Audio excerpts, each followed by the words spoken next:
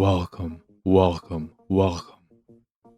The Pixelated Sausage Show. Hi. How is everyone doing? Hopefully well.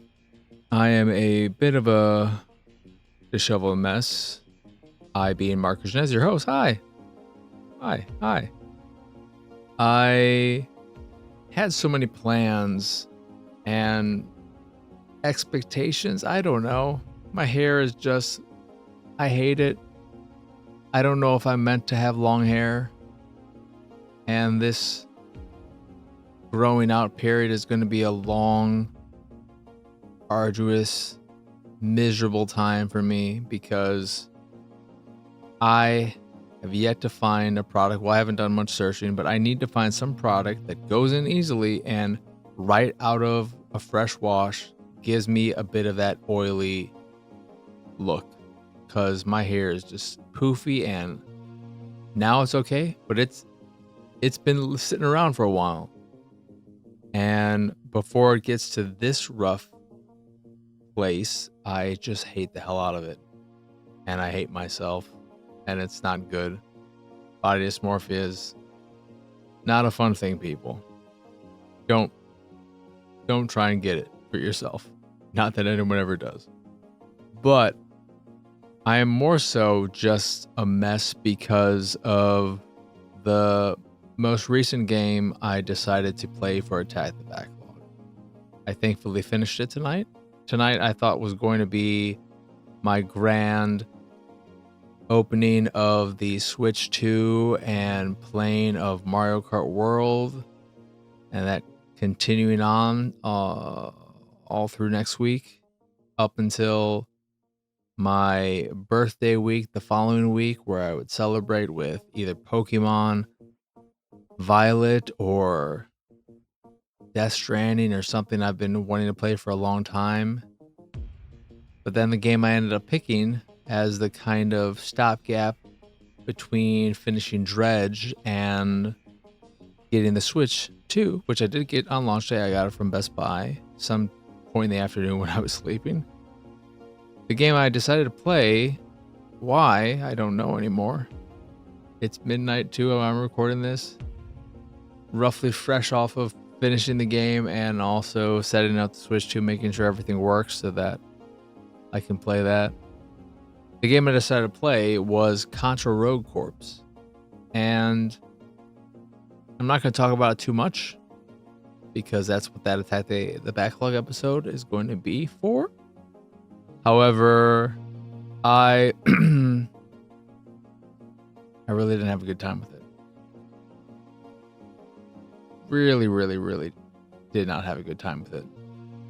To the point where it, no joke, no hyperbole, has somewhat killed my enthusiasm for gaming. Not in the long run, not forever, but just in the immediate now. The thought of playing any game does not fill me with joy or excitement. That said, when I talk about what I've been playing, I've enjoyed. It's just a general demeanor, vibe, feeling that is underlying even me enjoying stuff as I typically do. It's a bad game, people. And if you're ever coming across it and think, how bad could it be? How bad could it be? Right? How bad could it be? The answer, pretty bad. It's also not a Contra game. If you want to play a Contra game, play that recent one that came out more recently than this, because this was a 2018, I think, release. But we did get a side-scrolling one, Operation Galuga, I believe it was, which was a solid Contra game.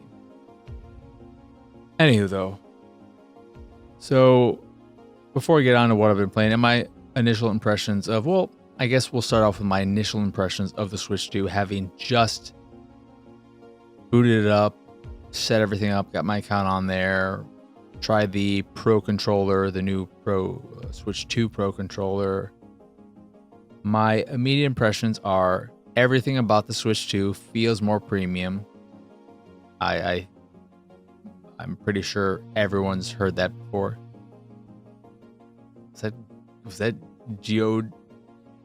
GOGLE answered my question about something or other? I don't know what that was that I heard in the background, but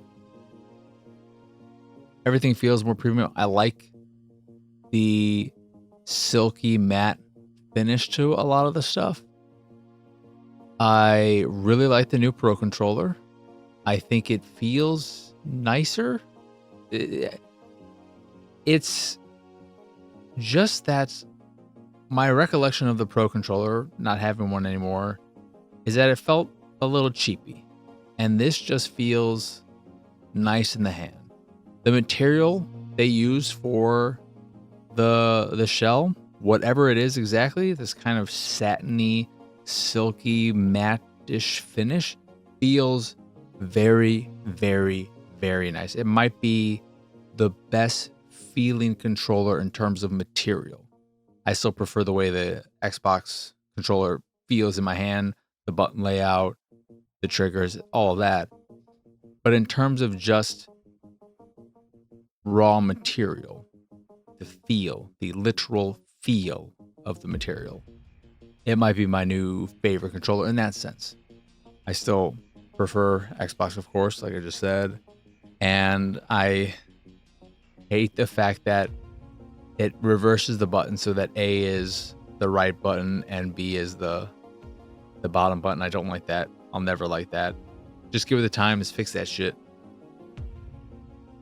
But that feels real nice. The back buttons, they're not really paddles, are flush with the grips so that they don't get in the way if you don't want to use them. But they're also not so easily pressed that you would end up with a lot of false inputs. I'm also assuming, based on me just pressing them randomly, see what would happen, that you would have to actually map certain functions to them in order for them to be used. And I don't know if that's on a game-to-game basis or if you just specifically map it to be an alternate way of pressing the B button or the A button or a trigger or so on and so forth. The console itself, the screen looks nice. Didn't spend too much time looking at that because I want to get in the dock right away. I think the dock looks very nice. And the way the back is set up without the little flap thing and it snapping in feels more secure in its place. The power brick and all that's fine.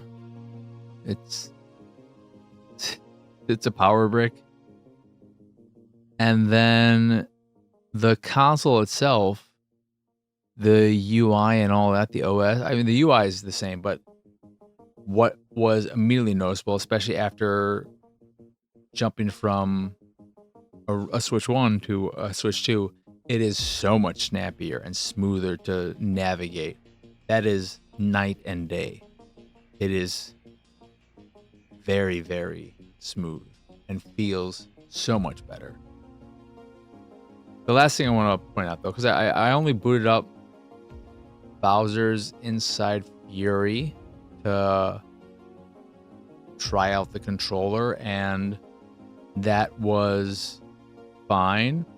One of the things I noticed, or I forgot, or I don't know, when playing it, just thought to myself, wow, this looks like an old game. This doesn't look all fancy and schmancy. What's the output resolution on this too? Is this a 720p game? I was just thinking to myself, man, this looks like a late gen 360 era game. But what I think is incredibly stupid are virtual game cards. They are just this dumb, very Nintendo way of handling your library in a way so that you can't abuse it, I guess, but it makes it incredibly tedious to jump between consoles. So if you have a Switch 1 and a Switch 2, and you want to play a game on both. And you might think to yourself, why would you ever want to play the Switch 1 again when you have the Switch 2? Well, maybe you have an OLED, so that gives you reasons to play that portably. Maybe you want to use the Switch 1 as your portable machine and keep the Switch 2 docked. Or for certain indie games where the extra power isn't going to be noticeable or even existent, like with, for instance, Into the Breach, which is a great handheld experience, doesn't require a significant amount of power, and you might want to jump between the two. You have to transfer this game card bullshit from one console to the other, and they both have to be online for you to do this. So you can't, if you transfer a game card to one console and then you want it back on the other one, if the other console that has the game card isn't online, you can't pull it out. You can't take it away and then put it on yours, and then the next time that console goes online, it'll remove the access to it. And that is true of the primary console. So it's not like you can't do that only with your secondary console, but on the primary console you can take a game card even if the other console's not. No, it doesn't work that way. And I think that's incredibly stupid, and I hate it. And I doubt they'll ever change the way it works, but I hope there is something with, just because I get it with a family type of situation where you have multiple consoles that are all in the same home, so they're all on the same Wi-Fi network and all that jazz, but they're attributed to or attached to different accounts. Then I can get having it work this way. But if I have two consoles and they're both attached to my account, I am the owner of both of them, I should be able to fucking do whatever I want with the games I own. That's how it should work on my. And the only difference should be in the same way that it works on Xbox and PlayStation. My primary console, my home console, those ones I can play offline. If the internet goes out, I can still play those games on that console offline. On my secondary console, if I'm not connected to Wi-Fi or just the internet, then I can't play those games. Unless I do this virtual game card thing. But if I don't want to deal with the game card system, just let it work that way. Maybe you can't have both. It's an either or situation, and in that sense, then I would want the online thing. I don't want this game card shit. Can I opt out of this game card shit? Because it's fucking annoying. It's stupid. I don't think it'll be an issue for me often, but with something like Into the Breach, which I brought up as an example for this very specific reason, I would want to be able to jump between the two systems without any kind of hurdle in between them. I didn't try with Into the Breach. Maybe there's something with, maybe some games can opt out of it, or probably not. I only tried it with Pokemon Violet. Just seeing how it worked and everything. But yeah, I don't have much time with the Switch 2 just yet because Contra Road Corp got in the way, and I was very stubborn and said, you know what, even though the Switch 2 just came out today and I should do this and I've been excited about it, I'm not touching it until I finish this game. And if I don't finish it tonight, we're gonna go into another night and so on and so forth. But we beat it, and thank freaking God. So, with that all out of the way, Switch 2 and all that jazz. There was also a PlayStation State of Play, and it was not bad. I thought it was a decent state of play with some nice reveals, a very strong finisher, and it opened strong, ended strong, kind of just meandered about in the middle with some decent things, but a lot of just like, oh yeah, okay, all right. Let's go through all of these. It opened with Lumines Arise, which is coming from the Tetris Effect people, and I bet it'll sound really cool. I bet it'll be cool. The Luminous games were puzzle music games that I never quite got into on the PSP. It was a game that I played just because it was one of a few games there and was very well received and well liked, and so I got it and had an okay time with it. But this one will probably be cool, I'm sure. Pragmata still exists and has a release window of 2026. Who knew that game was still alive? Romeo is a Dead Man is probably, I'll see what else there was, but it was probably the game of the show for me. I've never really clicked with a Grasshopper game, a Suda51 game. Of the few I've played, I think he did. I think was Shadows of the Dam a collab between him and, is it Shinji Mikami, the Resident Evil guy, where they teamed up to make that game? I didn't love that game. But then I may have never even played a Grasshopper game because I look at them and I think, I don't know about this. No More Heroes, Killer 7, right? I think I played a little bit of Killer 7 way back when it originally came out and thought, what the fuck is this? I don't understand what's going on, how this works. But something about this, at least visually, and what it's doing artistically with all these different styles and even the general vibe of it, despite it feeling very Grasshopper-y, something about it really worked for me. I'm not sure. I don't think the gameplay looked bad, but I'm not sure if it will click with me on that front. It did give me some feelings of Dead Rising. I probably just because of the mall setting, but I'm very curious about that one. I'm very interested in learning more of that, seeing more of it, and hoping it ends up being good and that I like it when I play it. They made Silent Hill F, who cares? But I mean, whatever, it's fine. Bloodstain, new game. I didn't love the look of it. I don't. It looked fine. Some Digimon game, whatever. Final Fantasy Tactics is getting the remake that we've expected for a very long time. I think it was part of the NVIDIA leak. The new art style looks all right, but you can switch between the original and the new.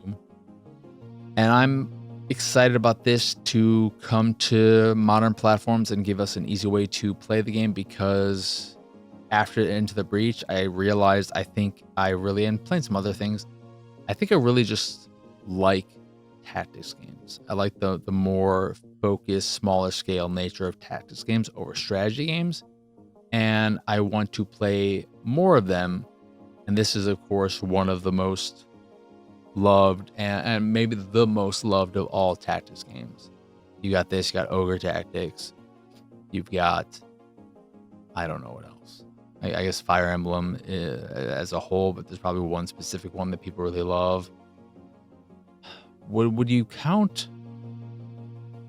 Would Disgaea be tactics? Or is it a weird hybrid of tactics and RPG battling? I'm not sure. I've always looked at the Disgaea games and thought,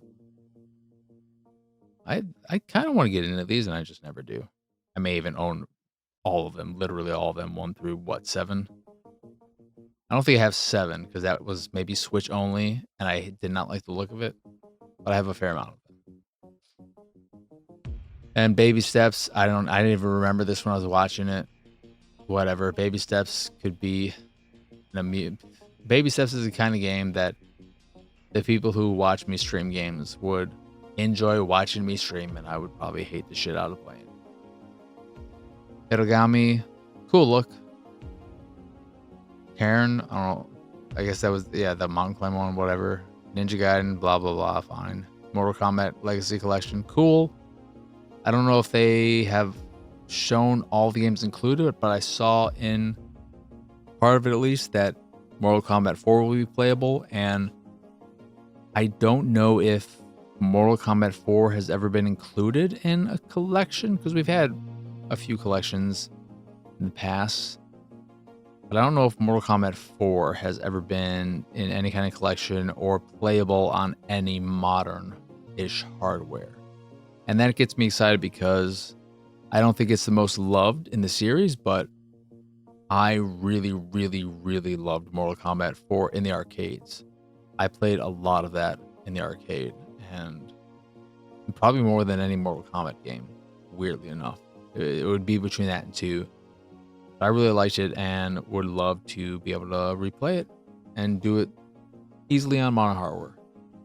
And it's from Digital Eclipse. It's going to have all the documentary type stuff as well. So it's just going to be a really nice thing for Mortal Kombat and a reminder of the great stuff that Digital Eclipse does and how I wish they had so many more teams and so many more resources so that they could just put these out for so many franchises so much more frequently, because they do great work. It's great for preservation on multiple fronts, in both giving us these various versions of games from franchises and the history included in terms of art, interviews, new and old, so on and so forth. So that'll be cool.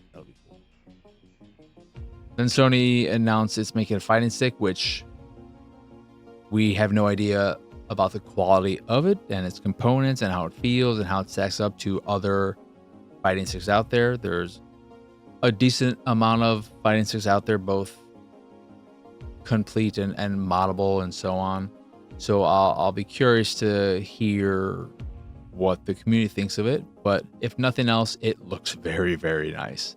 I don't know if we got a price tag for it. I don't think so. But I'm curious. I would rather it work on multiple platforms. If it works on Xbox, I'll be down. Not that it matters, because as we'll get to the last thing, fighting games just don't give a shit about Xbox. New Metal Gear Solid Delta trailer. Just ready for that game to come out already. Neo 3 is coming out in 2026. Looked nice. There's a demo out now, I guess. But I want those games to come to Xbox. I'm that way with everything that isn't first party. Please bring shit to Xbox. Speaking of that, just saw that Black Myth Wukong actually is finally coming out on Xbox August 20th, I think it was. It's in August, and until seeing that news, I completely forgot it was ever supposed to come out on Xbox. It's been so long since it was delayed and so on that I just forgot that was even a thing. Thief VR, whoop-de-doo, Tides of Tomorrow, I don't even remember. Astrobot getting a few more challenge levels, great. Sea of Remnants is, I don't know, PlayStation's Sea of Thieves. A very colorful pirate game.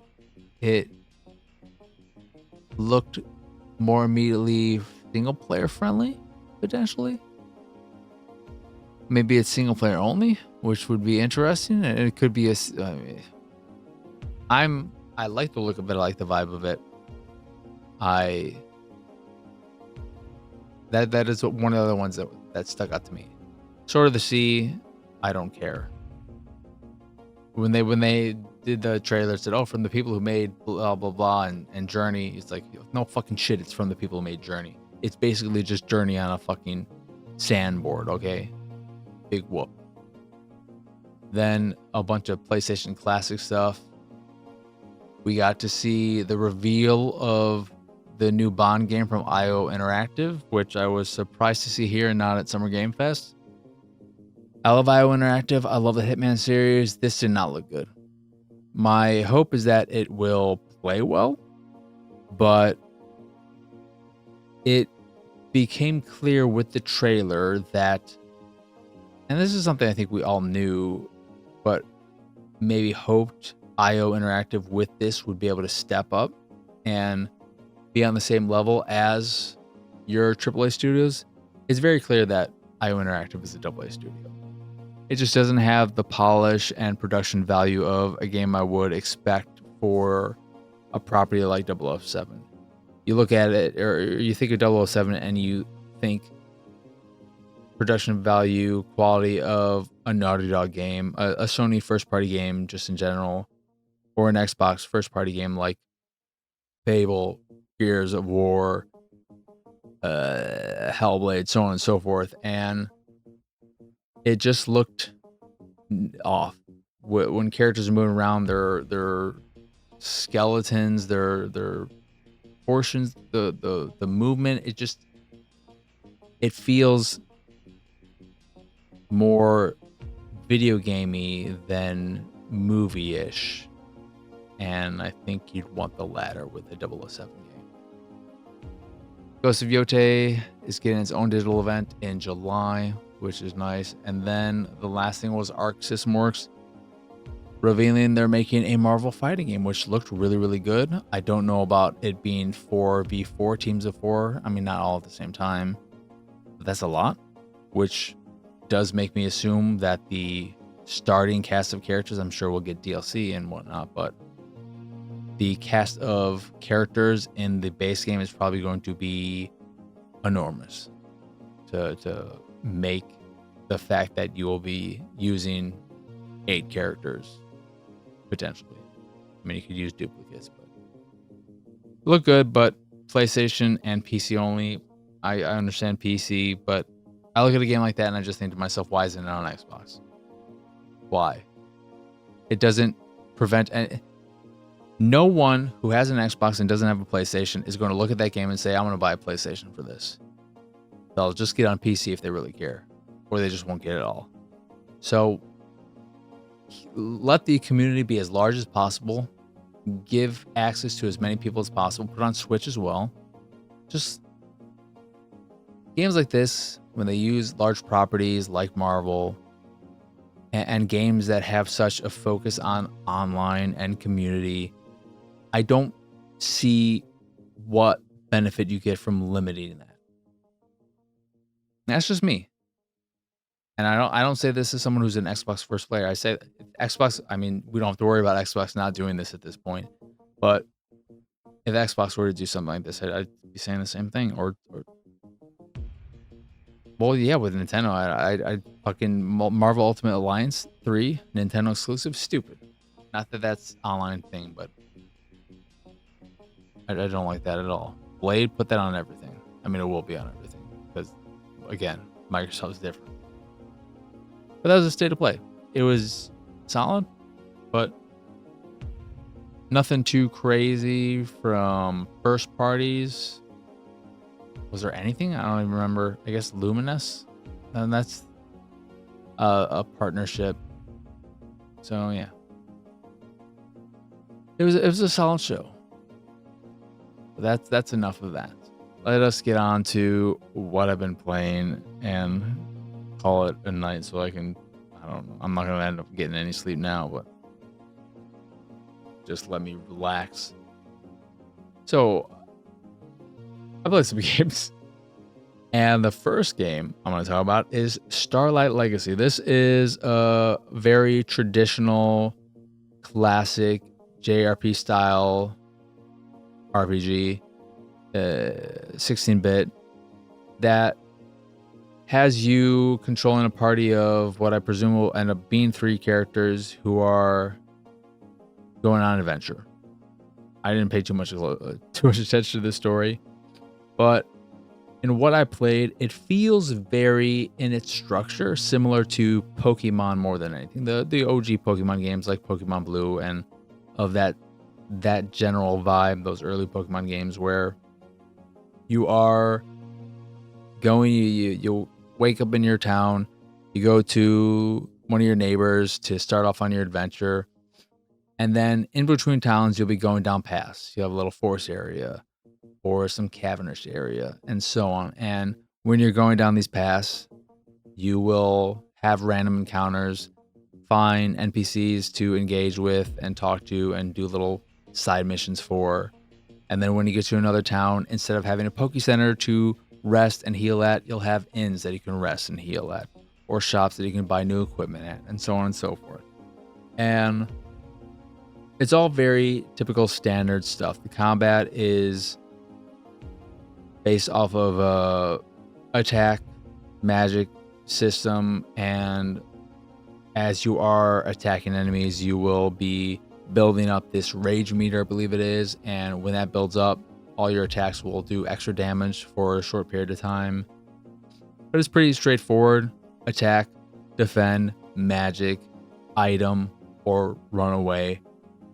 And you're fighting against various groups of enemies. It could be an individual enemy or multiple. So you may be fighting 3 birds or 1 bird, or this kind of Easter bunny looking thing. It kind of looks like the bunnies from Mega Man 2 actually, but not metallic. And yeah, it's all very, very straightforward, all very familiar. There are parts of the world and the map that you can't access until you get a specific tool. So there might be a boulder blocking your way. Oh, like in Pokemon, where you have to have a Pokemon with, what are they, HMs of Rock Smash, and it can smash a rock. But in here, you have to get a hammer eventually, and then you'll be able to break rocks and go down new pathways and so on. And like I said, it is very Pokemon in its structure, and even if when you bring up the map, it looks very Pokemon-y, where you see all these various towns and whatnot, and then the paths between them that you'll have your encounters in and so on. But what I played for about an hour and a half, it was solid. It didn't, again, break any new grounds, do anything new or special, but in terms of being a classic JRPG in its style, it got the job done. So if you are itching for something of that nature and you don't want to just replay something you've already played before, or you can't think of anything else that fits that bill, it's a worthy game. And it's also, I don't feel like it's going to be that big of an adventure, a long game that is, but it's priced well at, I think, maybe $13, and still at this point of the recording, a launch discount of, it might be at around $10. So check it out if that sounds interesting to you. That is, again, Starlight Legacy. Polterguys, Possession Party is a party game where you and 7 others are all in these small environments trying to avoid getting caught by this big monstrous ghost. And you do this by possessing various pieces in the environment. You start all off as pre-possessed items, but you can unpossess something and possess something else. And with various items that will give you special perks. If you're in a race car, a toy race car, your special ability will be to boost around very, very fast for a short period of time. If you possess a fan, you can use the fan's propellers to fly yourself upward and avoid getting caught by a ghost, or to jump over an obstacle, stuff like that. And then in very kart racing fashion, when you are running around this environment, you will be able to pick up items that could be defensive or offensive that will allow you to repel your fellow poltergeist with an anti-magnet or a regular magnet that can pull them in for things. You can shoot gum at them that will stick them to the ground for a period of time, lay traps and whatnot. There are also traps in the environment that will allow you to put up barriers or open up gaps to have people fall in so that they get stuck and then get caught by the ghost.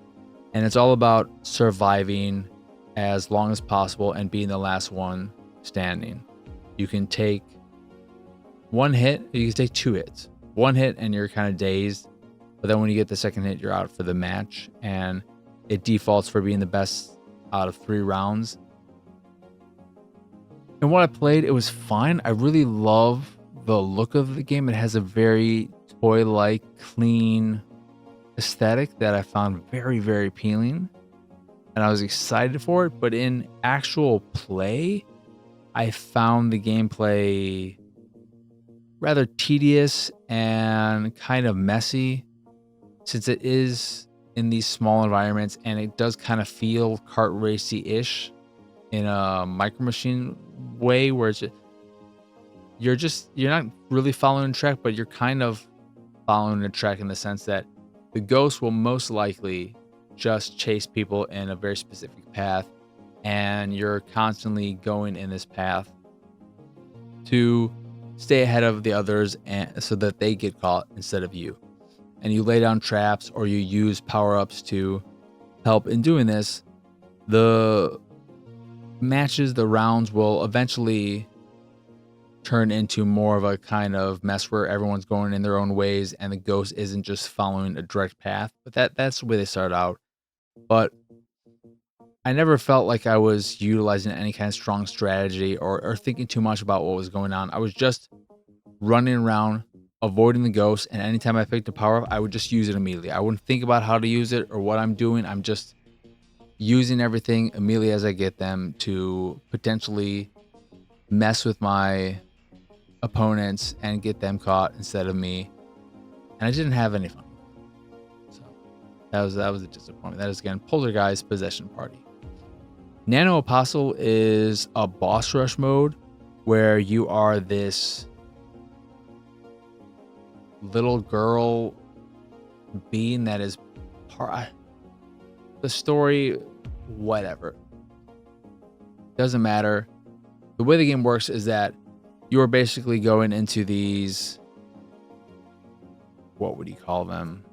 Like you're in a computer thing and you're going into these various tests against bosses, and the way it works is that you are trying to defeat the boss, of course, and move on to the next trial, however you want to phrase it, and so on. But what I like about the game, and what makes it, because it is challenging, it works off of a parry dodge system with a grappling hook as well, and the bosses are well designed.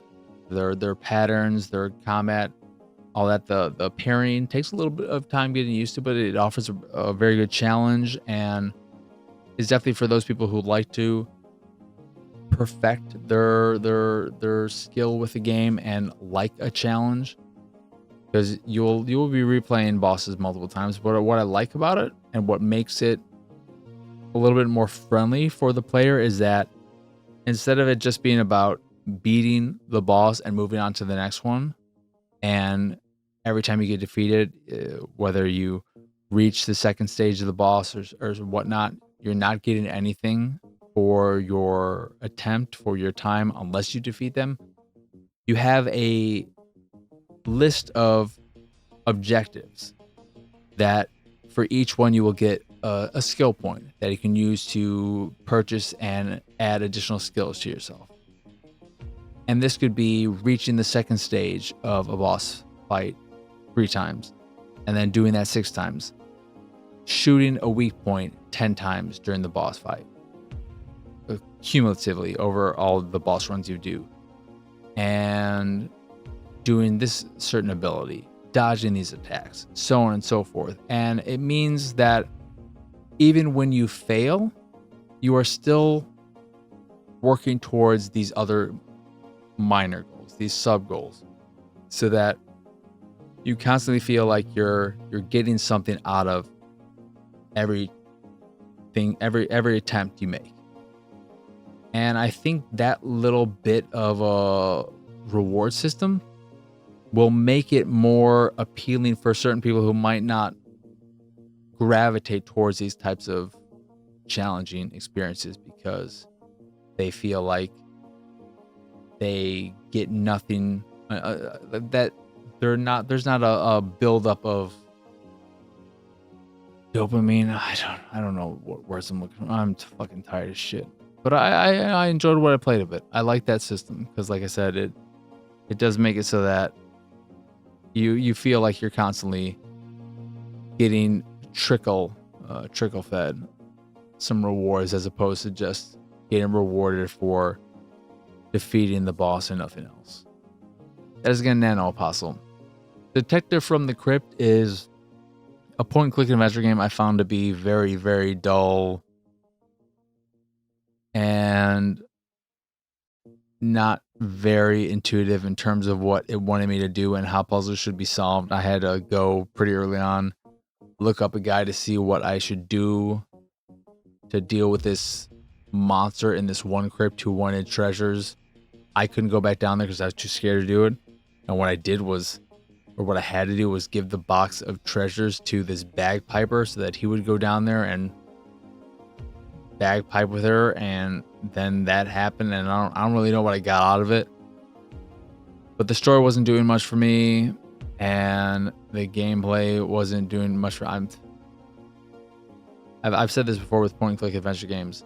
You either need great art, the art in here is okay, or a great story to make me deal with what I find to be usually very tedious and annoyingly obtuse gameplay, and neither of those are here in Detective from the Crypt. Is this game trying to kill me? Question mark. Is a very cool game. I really enjoyed what I played of so far. I did not finish it, but the way it works is that you are in this 3D space, first person, and there is a video game in front of you. You're introduced to this one character introduces himself and says, "Oh, I'm gonna kill you." Or wait, no, I'm just kidding. I just met you. That's, you know, as you get to know me, blah blah blah blah blah. So just a little setup there. But then you go into the game. He says, "Why don't you play this game?" And it is this puzzle game, where a pixely puzzle game. And what is cool about it is that you'll go from the area to area. And in order to solve the puzzles in the game, you have to look around the 3D space, the actual room you're in the game. So you'll find solutions to the puzzles in there, or you have to interact with your room in order to solve puzzles or complete areas. For instance, there is a column. There's a part where you have to get across a gap across this water in order to reach something to get an orb so that you can get through this other level and find the password for this, the correct order for this password for this one room. In order to create the pathway, you have to find 3 stone tablets. One's already found in the pillar, but you get these 3 stone tablets, and then you place them in this pillar so that the white parts of it are aligned and create a pathway across the water. And there are times where you have to find certain icons in the world. There's an owl clock, I think it was, or some kind of clock in the world, and it has different different images on the face of the clock. You have to align the big hand and the little hand on 2 of the different faces so that they align with a part in the game to open up a door, and so on and so forth. And I think the way it melds those 2 aspects of the game together, the game you're playing in the game and the room you're in, and having to look around your surroundings and figure things out, and the way the game itself, when you complete something, a part of the world will open up and expand and give you more tools to then continue on in the game within the game. I liked it. I liked it quite a bit. Has a nice look to it as well. It's a thing that when I stopped playing it, I wanted to keep playing it. So that's always a good sign. That is, again, is this game trying to kill me? And it is. I died a few times. And there are certain puzzles that if you don't know what you're doing or what you're supposed to do and you just try and wing it, the game will kill you. Thankfully, it has a very generous, frequent autosave system, so you don't have to worry about that there. What doesn't have a generous autosave system is the last game I played, which is Mortisomem, or Mortisomem, Mortisomem. Mortisomem. This is a first-person spooky adventure game where I don't even know what you're doing, but at one point I walked into the bathroom, I interacted with the toilet, and a head came out, and I got an achievement that's like skibbity bibbity dibbity dibbity dibbity, and I'm assuming it's based off that meme I've never heard of until I found out that Michael Bay is making this skibbity doopa boop boop poo poo fucking movie, and I'm like, what the fuck are we even doing anymore? But a head came out of the toilet, and I was like, oh, cool, I got an achievement. And then I talked to a bunch of characters. What is frustrating? One, I like the look of it. It has a very PS2-y look to the character models, very similar to something like the original Grand Theft Auto games, or the trilogy, especially 3 with its kind of mitten hands and stuff like that. So I like that vibe of it. But when you're talking to characters, and they're characters who you can have a bit of a conversation back and forth with, it's very slow and unresponsive a bit when you are interacting with them. Found that very frustrating. But I spent a fair amount of time talking to everyone, looking around the environment, eventually heading down the path and making my way through the game. But then a big old dude with like a not a hatchet, but the thing you use to like cut grass, what do they call them? The thing the Grim Reaper uses. I think he had one of those. But this giant dude was chasing me and just slicing at me. And I kept trying to run away. Didn't have enough stamina. He killed me. And when it said load your last save, just so you know, if there is no save, we'll send you back to the main menu. It sent me back to the main menu, and I said to myself, oh, okay, well, I spent a half hour already in this game just doing all this, and at no point the game saved in that whole period. And I engaged with all these people in town. I made my way. I saw this icon show up that seemed like it was an autosave. It was like these 3 arrows or something, sort of like a military insignia rank. But that wasn't an autosave, I guess. And that just made me really annoyed. Especially that you would, unless there was some kind of bug where it was supposed to save, or those were supposed to be saves and it didn't. I don't know. But anytime you have a game where you throw in a surprise, here is a character, here is an enemy that is coming after you, and if you don't run away or get away, it'll kill you and you'll die, and you'll have to start over from where you the last checkpoint, last save. If you don't put a save just before that moment, maybe rethink some things. That just immediately turned me off. So can't speak too much more to it. That is again Mortisomem. Mortisomem. I won't be playing any more of Mortisomem. No more Mortisomem. No more of some. But that'll do it for this here episode of the Pixelated Sausage Show. Once again, I am Marcus Nez. Y'all can find me pretty much everywhere at PX Sausage. If you enjoy this here show or any of the stuff I do and what have you, you can support me and my nonsense over at patreon.com/PXS. There you can get access to a monthly Q&A, a private Discord channel, along with some fancy Discord roles, and the random drop on the Patreon here or there depending on your tier. Or you can just support me to support me if that is your fancy. That is, again, patreon.com/PXS. In addition to the Patreon, you can find links to the site, the YouTube, the Discord, and so much more over at pxsausage.com. That is the letter P, the letter X, sausage.com. But that is it. That is all. As always, thank you for watching or listening. I hope you enjoyed this here episode, and I hope you have a wonderful, wonderful rest of your day. But for now, adios, arrivederci, bye bye.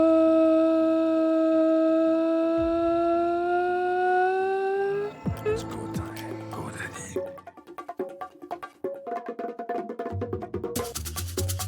It's go time, go daddy.